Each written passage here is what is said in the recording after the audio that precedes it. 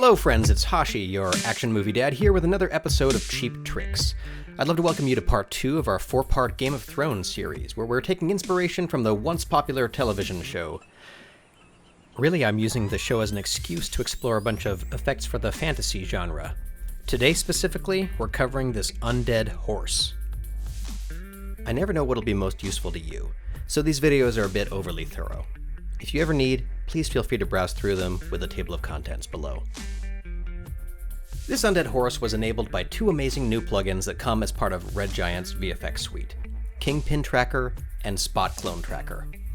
Now Kingpin will allow me to track and place these rotten flesh images right onto the horse's neck and face. And Spot Clone Tracker will help me erase all of these tracking points afterward. Now I don't mean to beat a dead horse here, but some of these plugins made this so much easier and faster than without, so yeah, I'm going to strongly recommend you check out all of the VFX Suite. If you don't like saving time, cool, but I really do, and I'm going to plug a cool plugin whenever I come across one, whoever makes it. Let's go over how cool these 2 are. Kingpin Tracker is a planar tracker that works entirely within After Effects, and it's lightning fast. It's faster than the native tracker and faster than hopping out of the car to use Mocha and then running back. But here's what this plugin does, very simply. You take footage of something that you want to track or replace, you add in a layer that you want to fill that space, apply Kingpin Tracker and adjust the corners to where they should be, select the layer to track, and then hit track. Now right here in the effects control window, the magic is happening. Your video layer is being planar tracked faster than AE can preview it. And when the track's complete, you can see that an incredibly faithful planar track has been performed and applied to your layer. There are rendering options for sharpness and motion blur just below, and check this out.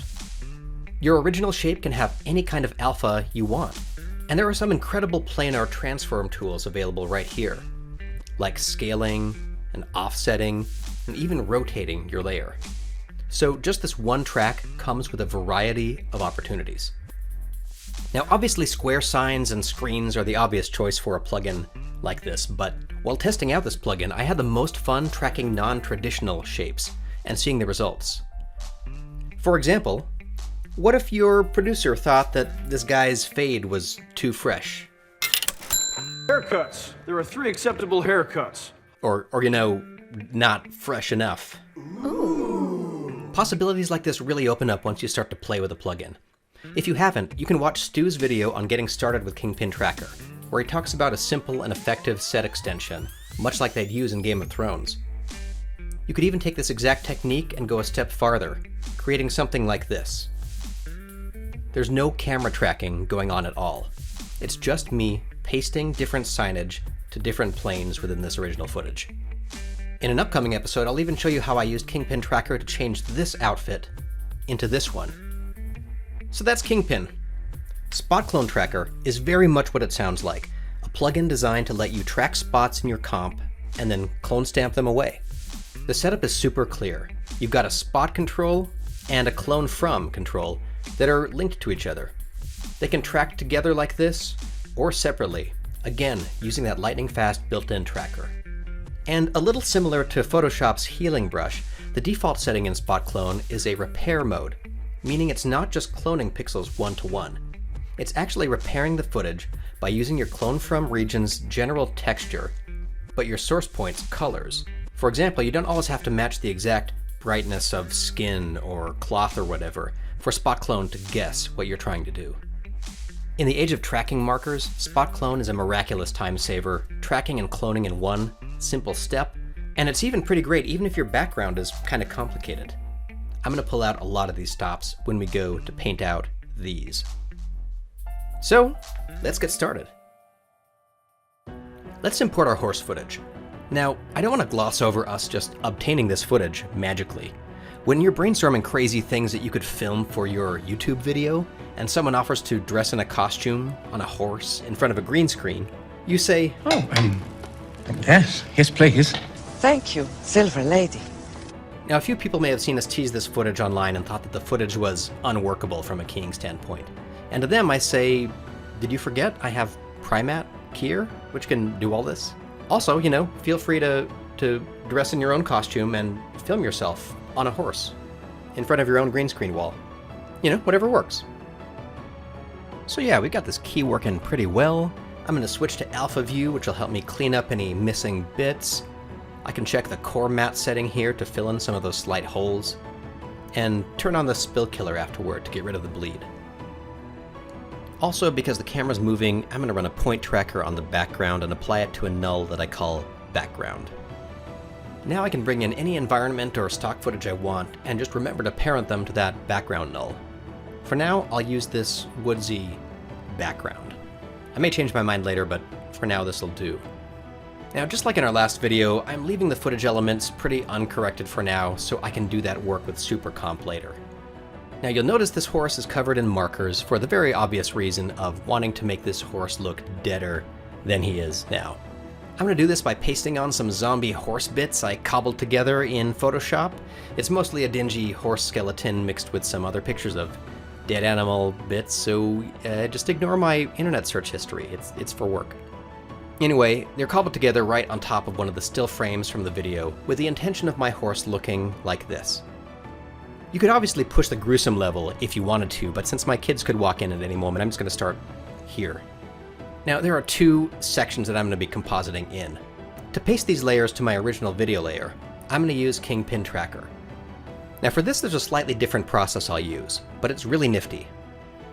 I go to the last frame, and I slide my layer into place. Then I apply Kingpin Tracker, but I hide the effect temporarily. I'll switch to Show From Pins, and then define a good representative rectangle within my layer.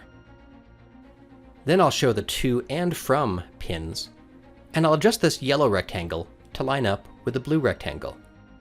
Now I can select the horse walk-in layer as my layer to track, backwards in this case, and as this track runs, you can ignore the comp window and see the magic happening down here in a preview window. This is the real speed of the track. It's like long enough for me to consider an Old Town Road joke here about how I'm going to take my horse to, and then, just give up because this track is done. So I'll switch the effect on, and can't nobody tell me this isn't pretty awesome. The layer's tacked right in place, and even does a nice little gross stretch here where the horse moves his mouth a bit. Now, to more thoroughly understand what the effect is doing, I'll explain in a teeny bit more detail. Now, I hid the effect up top, so I wouldn't have to watch my layer distractingly squishing around if I did this with the effect turned on. Kingpin Tracker takes the area from this blue rectangle and planar projects it to this To yellow rectangle. Now, you can see the blue rectangle doesn't encompass all the pixels, but that's fine. Those pixels won't be cropped unless you want them to be. Rather, we're defining a more square region that matches a square-ish region from the footage that we're going to track, shown in yellow by default. I can even show both control rectangles at once, and if we've already lined up our layer with a background, and then these two rectangles, the tracking just happens right here. Now to gush for just a second, I love this functionality. To do something similar in After Effects without Kingpin, you'd have to maybe track 4 points through your comp and then apply that to corner pin data for your layer. Or maybe trying to apply that to some puppet pin data if you wanted to try that way. But to be frank, you'd need a lot of expressions and linking, complicated even more if your layer sizes differ. And forget about transforming and translating the shape afterward, you're kind of stuck with what you've got. And you could always jump outside to Mocha, but again, you're stuck with this data that's kind of inconvenient to transform. But with Kingpin, everything is right within After Effects. Now let's move on to the neck. I'm going to repeat the process from before, placing the layer, applying Kingpin, and adjusting these To and From pins to kind of line up. Now, naturally, I'd want to marry this layer to where these 4 tracking markers kind of are.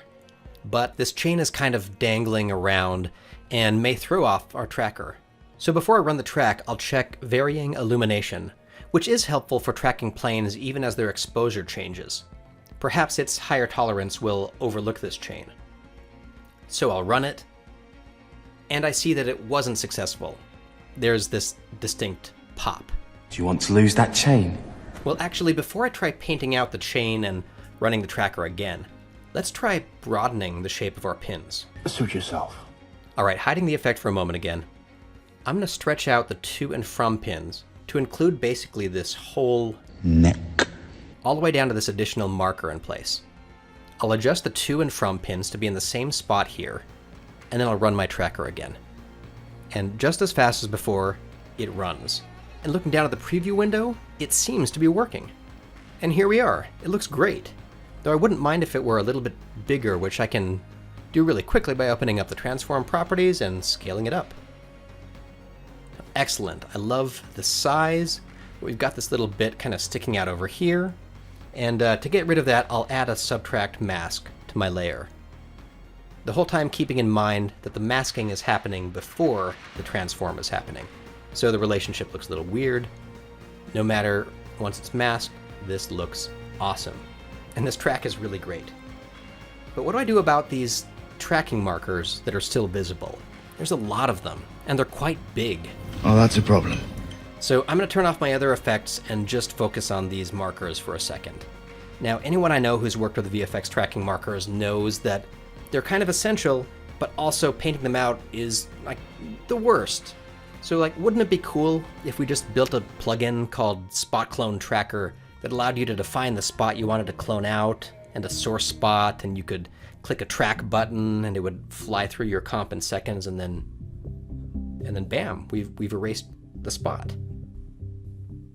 Now, if I like, I could duplicate this effect and move the clone from and to spots, and then run the tracker again on the second instance.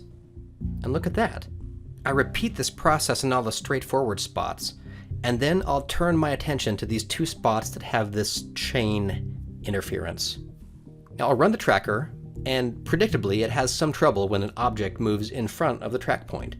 So in this case, I'll just scrub to where the issue is, delete the poorly tracked keyframes, and do some manual adjustment to get us through the end. Now this movement's pretty smooth and it doesn't take too much fussing. And here we are, the spot's been cloned over. Though if we zoom in here, this chain is still causing another issue. Now watch the clone stamp right here. It's brightening and reflecting the color of the chain as the chain passes through. Now why is this? Well, you'll remember that Spot Clone is healing the cloned region. It's using its powers to try to grab color information from around the area you're cloning. Now this is helpful in most situations, as a straightforward clone stamp may create some kind of color disparity and visible spots. This is simple enough to adjust though. Under the spot options here, I can switch from repair to a straight clone mode. Or I could manually adjust how much of the matching color happens in this spot right here, allowing me to pick something somewhere in between. Now, I'll do the same exact process for this other spot that has the chain kind of in the way. And now with our rotting flesh layer on, you can see how we systematically removed one tracking point after the other. Next, let's track the spot right in the middle of his face. Pretty straightforward track here. The only thing I'm going to do that's different is I'm going to adjust the match spot color a bit because the orange of his marker is kind of bleeding through. Next, I'll move on to this spot right here that's sort of on this bridle.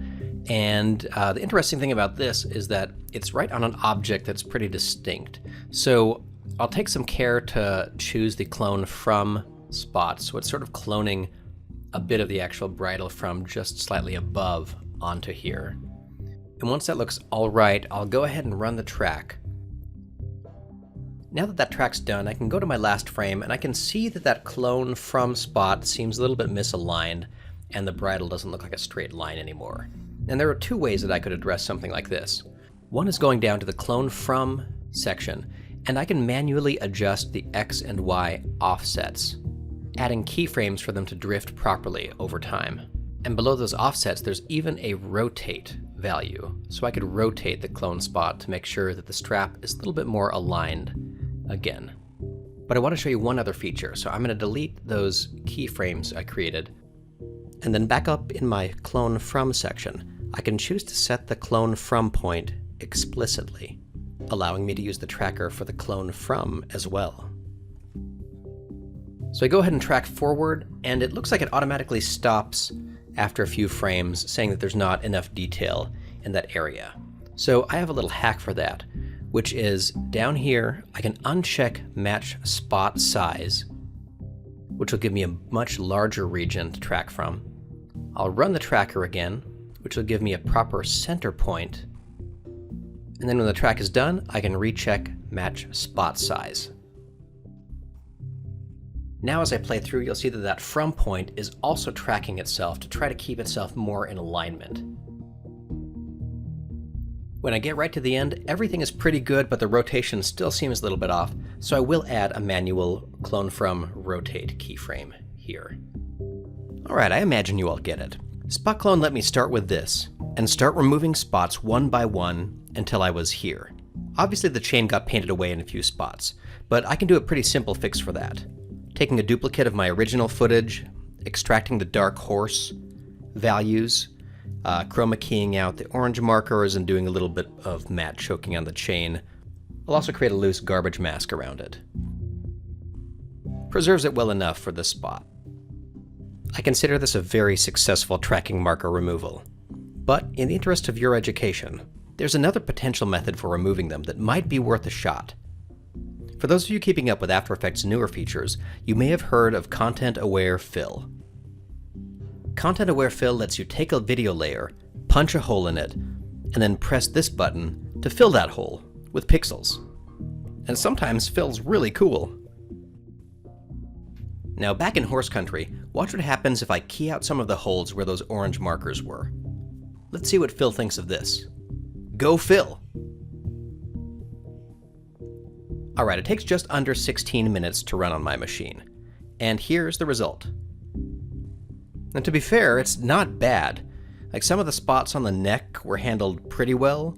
There's some obvious glitching in these chainy parts. And the horse nose had some issues for sure, being right on the edge here. But I can see what it was going for. I've also got to point out something that everyone should be aware of. These generated fill layers are EXR files. They're generated each time you run the fill, and for these 4 seconds alone, our files take up about 3 gigabytes. Now, I'm sure it's because it's trying to do everything in a lossless format so you don't lose anything when you go to final, but it's a good thing to be thoughtful about when you use Content-Aware Fill. Now, just to be thorough, let's try this technique one more time. This time, I'll feed Content-Aware Fill a reference frame.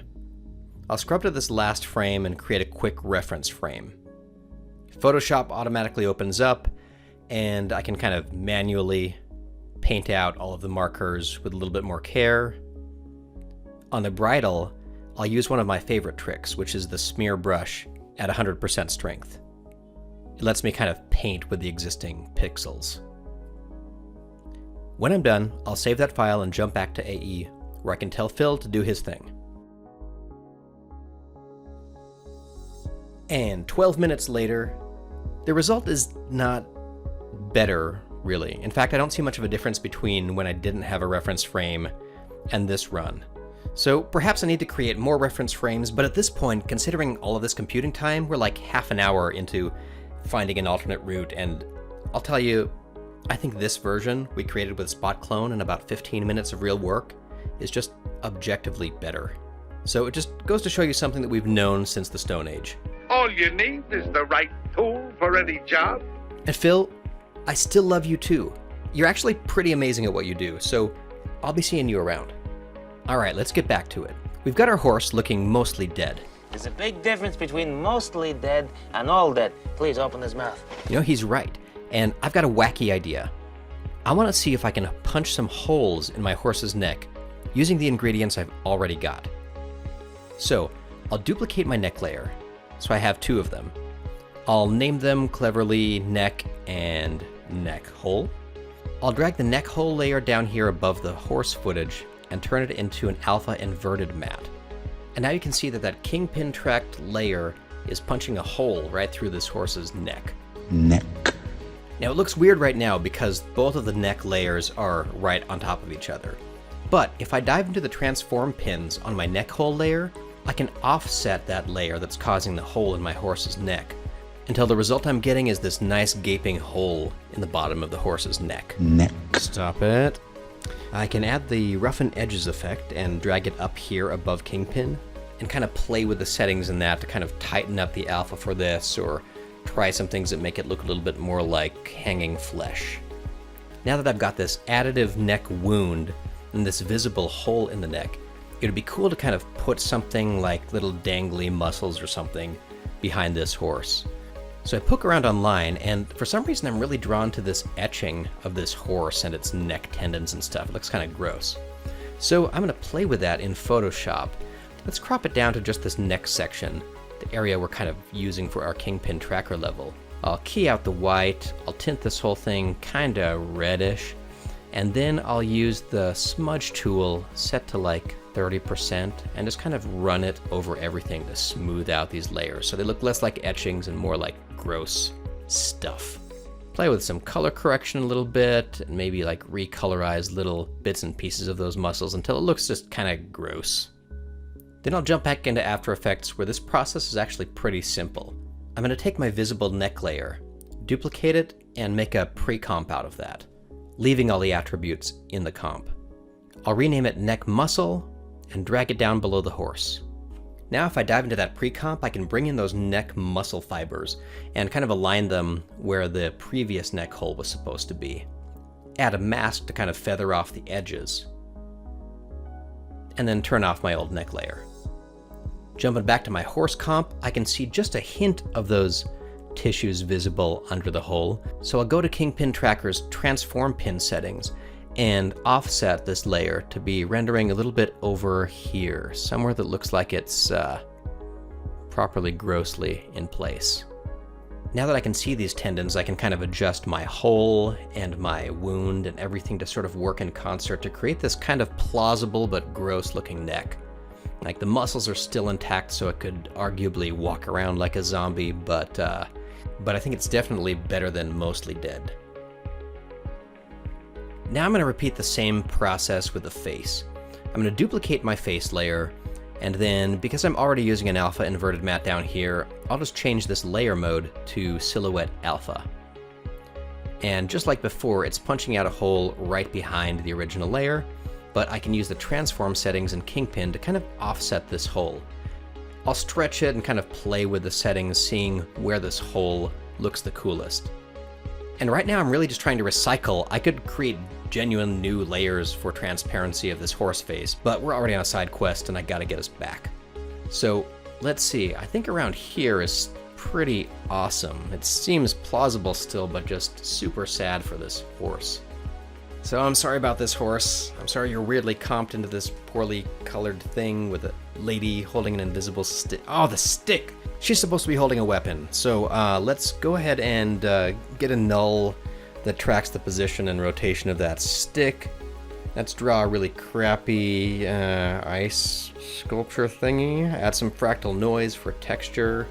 Roughen the edges a bit. We'll parent it to this sword position null, and it looks awful in the best way. Let's make it doubly awful by duplicating this layer, throwing on a bevel alpha with a really wide edge thickness, and then let's see how many of our sins we can cover up using stock footage from Action VFX. We've got this really cool displaced fog image which I'll throw behind her. I'll set its matte to its luminance channel, time stretch it to kind of work with her walking in. Then I'll add like 3 or 4 other fog levels doing the same kind of thing, just trying to time them out about right. And then once I've got everything in the mix and almost everything parented to that original background null so it kind of tracks with the camera, we're ready to try to make it look better using Supercomp. Alright, so just like in last episode, I'm going to select all of the layers that I want to be part of this composition and then go to Effects, RGVFX, Supercomp. Now we went over Supercomp a bunch in the last episode, but I want to show off one additional feature. I'm going to turn off my top ice sword level for a second, and click on this second one. Here I'm going to switch the layer type to Displacement, which is the third available layer style. As I play through, it's plain to see that Supercomp is treating this layer like a sheet of frosted glass, the texture informed by the fractal noise on the original layer, reflecting whatever is behind it.